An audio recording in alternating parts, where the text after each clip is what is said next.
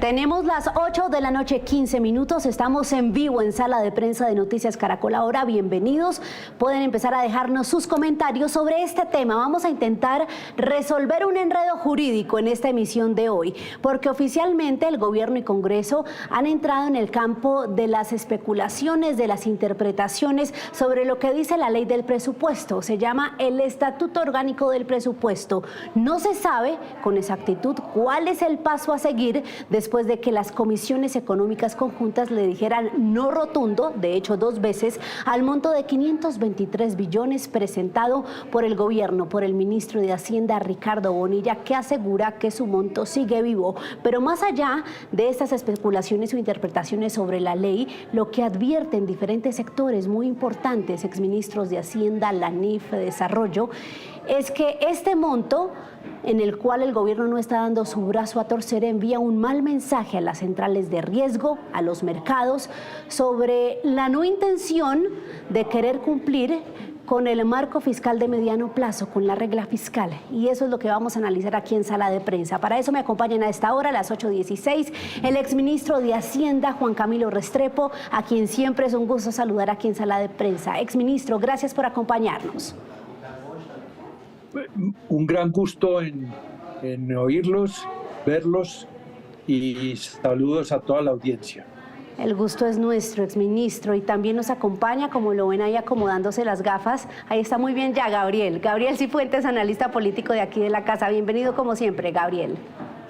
María Camila, muy buenas noches para usted, para el exministro Restrepo y por supuesto para la amable audiencia de Sala de Prensa. Bueno, yo quiero empezar con una pregunta para los dos, y es si el presupuesto fue o no negado, porque hoy el ministro de Hacienda, Ricardo Bonilla, dijo que no. Su interpretación de la ley quinta del artículo 170 es que las 4 comisiones económicas deben negarlo así como aprobarlo, pero pues en el precedente o en los precedentes recientes que tenemos, cuando una sola lo niega, ya se asume como negado, y ayer pasó eso 2 veces. Exministro, arranco con usted. Doctor Restrepo, ¿fue negado o no fue negado? Bueno, antes de responder esa pregunta, permítame hacer una introducción de carácter general. Lo que no ha sido negado, procedimentalmente hablando, es la modificación del tope del presupuesto. ¿Por qué?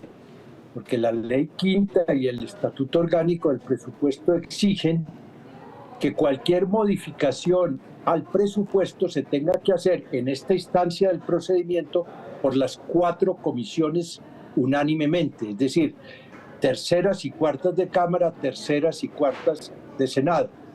Y esa mayoría no la ha obtenido la modificación al presupuesto.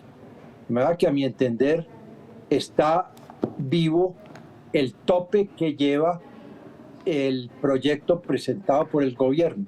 Pero dicho esto, quisiera agregar que esta es una discusión bastante bizantina, bastante equívoca, no revela el problema de fondo que se está presentando, que es un presupuesto clara y protuberantemente desfinanciado, un presupuesto con unos ingresos sobredimensionados, y ahí, que es el punto de fondo, no se ha detenido todavía el debate congresional en su debida forma.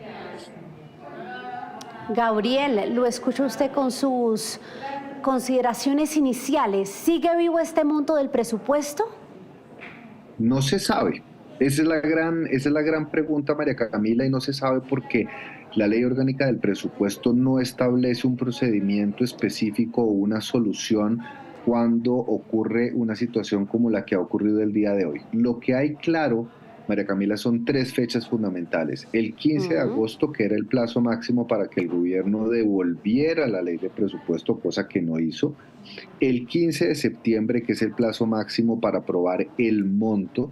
Y el 20 de octubre, que es la fecha que se tendría como límite para que el Congreso se pueda poner de acuerdo, so pena de que el presidente Petro pueda firmar por decreto el presupuesto. Y ese decreto no tendría revisión constitucional. Así que es por eso la presión tan grande que tienen en el Congreso de llegar a un acuerdo. Ahora bien, María Camila, la teoría que yo le oí el lunes pasado a la senadora Angélica Lozano me parece que es una teoría jurídicamente viable y acertada. Esa teoría dice que si bien para devolverle el proyecto de presupuesto al gobierno nacional se necesitan las 4 comisiones económicas conjuntas para estar de acuerdo en esa decisión, en cuanto al monto bastaría que una de ellas lo negara porque no habría unanimidad para aprobar ese monto, razón por la cual se obligaría al gobierno a revisar y ajustar el monto. Sin embargo, nuevamente estamos ante un vacío jurídico que da para especulaciones, pero como bien lo dice el exministro, solo genera incertidumbre y distrae la atención frente al verdadero problema, y es el problema que significa aprobar una ley de presupuesto desfinanciada, aprobar o radicar una ley de financiamiento a ciegas, y que en momentos donde el gobierno más bien debería estar pensando en hacer ajustes presupuestales, en hacer políticas de austeridad, en apretarse un poco el cinturón, está pidiendo más plata de la que ha podido demostrar que es capaz de ejecutar. Gabriel, exministro Restrepo, les voy a leer esa parte que ustedes dos están mencionando, que es donde uno puede entender está el limbo, o más bien sí, como esa zona gris en el artículo, o más bien sí, es el artículo 56 del Estatuto Orgánico del Presupuesto. Dice, antes del 15 de septiembre, es decir, este domingo, las comisiones de Senado y Cámara de Representantes decidirán sobre el monto definitivo del presupuesto de gastos. No dice qué pasa si se negó. Exministro Restrepo, el siguiente paso tiene que ser partir la torta, aun cuando se negó el monto, o bueno, usted dice que sigue vivo, pero entonces se tiene que proceder a definir las partidas del gasto, aun cuando el Senado y la Cámara no tomaron decisión. A ver, el artículo que usted acaba de leer, María Camila, habla en plural de las comisiones. Sí. Señal de que tiene que ser cualquier modificación que se haga aprobado pluralmente por ellas. Pero insisto, este no es el problema de fondo. Usted puede hacer un presupuesto y le puede poner un tope de 500, de 600, de 700 billones de pesos. Pero si en el curso de la ejecución del presupuesto resulta que los ingresos calculados no son suficientes para atender el programa de gastos, inexorablemente hay que recortarlo, como sucedió en el presupuesto del 2024 que estamos ejecutando. Claro. El gobierno ha presentado un enredado puntillo de honor diciendo, me tienen que aprobar el presupuesto o yo lo expido por el monto del presupuesto o yo lo expido por decreto. Ambas postulaciones o ambos postulados son equivocados y erróneos. Primero, el Congreso no le tiene que aprobar al Congreso, al presidente, o sea, al Ejecutivo, el presupuesto como lo presentó. Desde el siglo XVIII, si así queremos, los parlamentos nacieron con una gran autonomía sobre el Ejecutivo en materia presupuestal. De manera que sí lo pueden cambiar. Y la única hipótesis, la única posibilidad para que el presidente expida por decreto un presupuesto es después de que transcurren 3 meses que la Constitución le da a las cámaras para que discutan el presupuesto. Y si a la medianoche del 20 de octubre no lo ha aprobado, entonces o lo ha rechazado, dice la Constitución y la Ley Orgánica del Presupuesto, que lo puede adoptar por decreto el presidente. Pero esta no es esto es para que en ese hipotético caso el país no se quede sin presupuesto. Claro. Pero de resto, el Congreso puede modificar el proyecto presentado y el presidente no puede, a no ser que deliberadamente quiera violar la Constitución, expedir por decreto un presupuesto que apenas está iniciando los procesos de discusión parlamentaria. Ya vamos a entrar entonces a analizar de fondo la almendra de este asunto, que es el monto que presenta el gobierno y cómo eso terminaría en un eventual recorte, como usted lo menciona, doctor Restrepo. Pero Gabriel, deme su posición sobre el paso a seguir. Con un monto que no fue aprobado, ¿se puede entrar en la discusión de las partidas de gasto?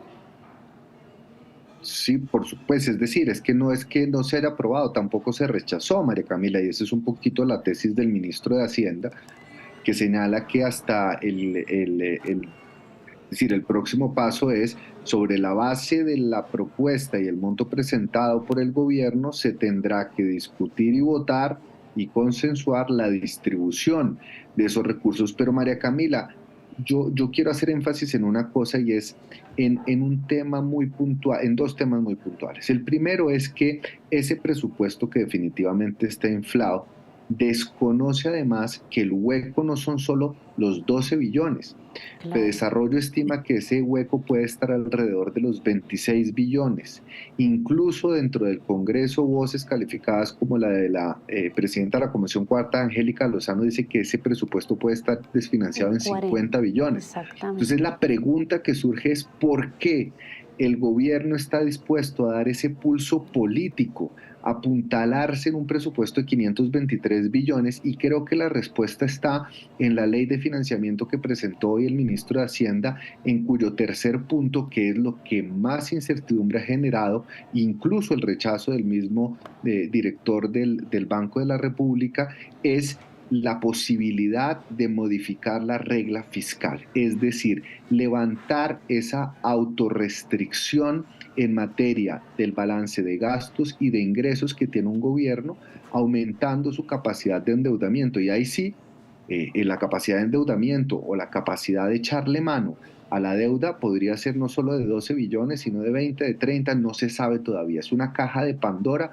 absolutamente inconveniente, que va en contra de una práctica sana para mantener las finanzas públicas dentro de los rangos establecidos por la misma Corte Constitucional, y evitar que Colombia entre en un proceso de mayores endeudamientos que sin lugar a dudas afectan bajo todo punto de vista la economía, la credibilidad del país, la calificación que pueda tener para recibir inversión extranjera. Es decir, esa sería la verdadera debacle, y puede ser una de las razones por las cuales este gobierno, a pesar de reconocer que no podría ejecutar más de 499 billones, dicho por el mismo viceministro técnico de Hacienda, le está apuntando un presupuesto muy superior al que la capacidad fiscal y la ejecución demostrada podrían soportar en el 2025, que además, María Camila, no por generar suspicacias, es un año preelectoral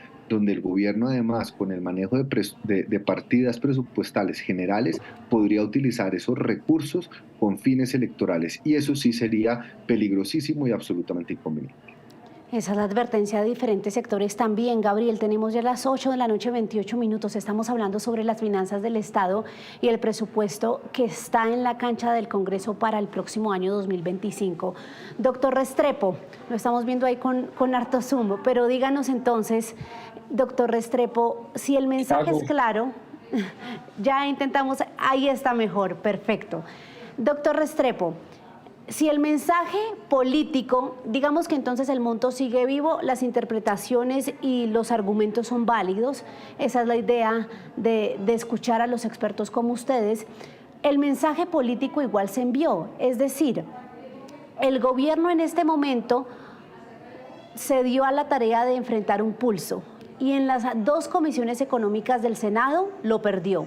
En las dos de Cámara aparentemente tiene mayor favorabilidad, pero si se envía un mensaje político de la rama legislativa que no está de acuerdo con ese monto y hay tantas voces como la de usted advirtiendo el riesgo de aprobar ese monto de 523 billones, ¿dónde queda, doctor Restrepo, esa intención de trabajar en armonía con las demás ramas del poder cuando no dan su brazo a torcer e insisten en una cifra, esté o no viva, que ya a la que muchos le han puesto pues esa señal de alarma?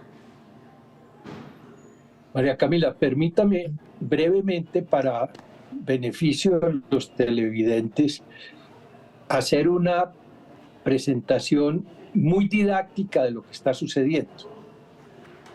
La regla de oro que se practicaba a lo largo de todo el siglo XIX y el siglo XX para hacer los presupuestos era lo que se llamaba el equilibrio presupuestal. Es decir, el ministro de Hacienda o el presidente no podían llegar a presentar un presupuesto si no estuviera equilibrado aritméticamente. Es decir, un presupuesto en el que los ingresos fueran iguales a los egresos. La Constitución del 91 cambió esta regla de juego y dijo, se puede presentar un presupuesto desequilibrado, pero si lo hace, tiene que presentar simultáneamente una ley en donde se pida autorización para recabar unas rentas o modificar las existentes de tal manera que la sumatoria de los ingresos originalmente presentados, que eran desequilibrados, eran inferiores a los gastos, más los nuevos que se quieren conseguir de una identidad de equilibrio. Y esa es la regla de oro, y esa es la regla actual. Las razones por las cuales el constituyente hizo eso, pues no vale la pena entrar en detalles, pero básicamente es que se podía presentar maquilladamente un presupuesto equilibrado sin que lo fuera. Y quiso el constituyente del 91 que se hiciera la verdad por la ley de financiamiento, que es el nombre piadoso que se le da entonces a las reformas tributarias. Entonces el gobierno actual, en el presupuesto que acaba de presentar, dijo, sí, presento un presupuesto en desequilibrio, me faltan 12 billones de pesos. Y esos 12 billones de pesos los voy a conseguir con una reforma tributaria que ya presentó y radicó en el Congreso y es la que va a empezar a discutirse.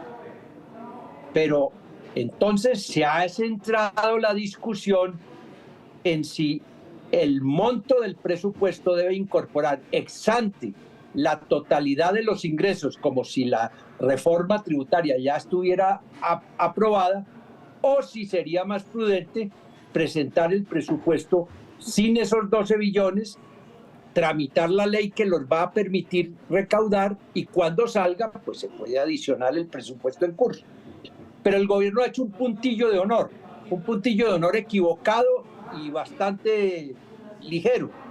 Como quien dice, si no mencionan en el presupuesto básico, ya en el monto del presupuesto, lo que va a producir la reforma tributaria, como que se sintiera sin capacidad o desautorizado para tramitarla. No, eso no es así. Porque mientras no se apruebe esa ley complementaria, esa ley de financiamiento, los recursos, para el caso, los 12 billones de pesos, quedan como en un congelador y no se podrán gastar hasta que no se apruebe la ley. De manera que en ese sentido la discusión sobre el monto del presupuesto es bastante artificiosa, no conduce a nada bueno. Ya desde el punto de vista del trámite mismo, creo que no habiendo recaudado los amigos de reducir a un nivel más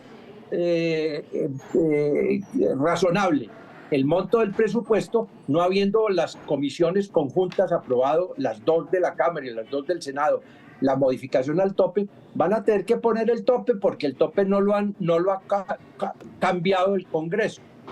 Pero ese tope es apenas una parte, como menciona el doctor Cifuentes, del profundo desequilibrio, del profundo desfase que tiene la situación presupuestal. 12 billones es apenas una partecita. Una parte. No alcanza a ser ni siquiera un tercio del descuadre de las cuentas fiscales. Según anota ANIF, según anota Fedesarrollo, según anota el Comité Autónomo de la Regla Fiscal, el verdadero faltante, la verdadera diferencia entre ingresos y el programa de gastos no son 12 billones, son 30 o 40 billones. Exactamente. De manera que ese es el problema fiscal que está viendo el país. Están metiendo un presupuesto con unos ingresos súper inflados que a nada conducen es bastante inocuo, porque supongamos en Sí. gracia de discusión que se apruebe con un problema interno de 30 o 40 billones de pesos, pues entonces va a suceder exactamente lo que aconteció este año. Empezaron a ejecutar un presupuesto que estaba inflado y les tocó y ante la recortarlo. tosudez de los hechos tuvieron que recortarlo en 20 billones de pesos. Exactamente. Si esto sigue como va el trámite parlamentario, entonces, y el gobierno impone en que le aprueben un presupuesto con un tope mayor, es que los topes no generan ingresos, simplemente el ingreso es un cálculo. Sí, que doctor hace el Restrepo. presupuesto, pero no generan nuevos ingresos. Entonces, si lo ponen así de alto, en el curso de la ejecución del presupuesto va a haber que recortarlo de nuevo. Exactamente, esa es la advertencia. Gabriel, hay un punto que quiero tocar con usted antes de que se nos acabe el tiempo. El tiempo se pasa volando aquí en sala de prensa, y es esa crítica que hacen al gobierno de, pues, poner esta meta tan alta y ambiciosa que se sale del cumplimiento de la regla fiscal, del marco fiscal de mediano plazo, y pues de la ejecución de este año y el anterior pues va prácticamente que a paso de tortuga. El ministro se defiende hoy, el ministro de Hacienda, y defiende a sus colegas diciendo que eso que necesitan, esos 24 billones, que el funcionamiento del Estado, el pago de deuda y todo eso, están los 499 billones, y 24 billones más son para el plan de gobierno, que es la flexibilidad que ellos tienen para el próximo año. ¿Esto es coherente, Gabriel? Puede que sea coherente dentro de la visión del ministro, pero sin María ejecutar. Camila, es que ese es el punto. El punto es, María Camila, que nosotros estamos entrando en el 2025 en un año preelectoral y nosotros todavía no sabemos cómo va a ser la distribución de las partidas dentro de la ley de presupuesto y cómo va a quedar distribuido ese monto. En la ley de presupuesto del año pasado, otros gastos o gastos varios estaba 10 billones de pesos y hoy ya se prevén 30 billones de pesos. Y esto es importante hacer pedagogía, y en esto el exministro Restrepo lo sabe mejor. Una vez se aprueban esos montos, no se puede, digamos, arbitrariamente pasar el monto que había sido aprobado para defensa, para educación, para vivienda, pero hay otros gastos que son gastos, digamos, si se quiere, sin una destinación específica, que no sabemos con qué propósito o de qué manera van a ser utilizados por el gobierno nacional. Ha demostrado el gobierno ser absolutamente poco eficaz en la ejecución de recursos de vivienda, de turismo, pero se viene un año preelectoral, se vienen unas presiones ya anunciadas por el mismo gobierno, en donde muy seguramente van a querer tener una amplitud de recursos para financiar políticas de subsidio que van a generar o que van a ser parte y un ingrediente fundamental de una campaña política. Es que ese es el problema, María Camila. Aquí la ley de presupuesto, la propuesta que hace el ministro de Hacienda no es una propuesta basada en los resultados obtenidos y en las metas esperadas, en grandes ejecuciones, en grandes proyectos. Mi gran temor es que se utilice esto para ir a financiar toda una andanada de subsidios con propósitos políticos en un año preelectoral. Doctor Restrepo, para terminar, corto, ayúdenos a hacer un ejercicio de memoria. Si se da ese escenario en el que el presidente Gustavo Petro tiene que decretar, que expedir por decreto el presupuesto, porque en el Senado, en la plenaria del Senado, que es donde tiene la cáscara más grande, no se le aprueba, ¿esto tiene precedentes recientes? No recuerdo que tenga precedentes recientes, como tampoco tiene precedente alguno esta discusión, que como lo anoté, me parece bastante inocua sobre el tope del presupuesto. La Constitución dice que si a 20 de octubre no está aprobado el presupuesto, ahí sí lo puede expedir el presidente por decreto, pero no es un premio a la presidencia ni al Ejecutivo, es para que el país no se quede sin presupuesto en la hipótesis de que el Congreso negligentemente en los 3 meses que tiene para discutir el presupuesto del 20 de julio al 20 de octubre, no lo hubiera tramitado, lo hubiera o se hubiera desentendido.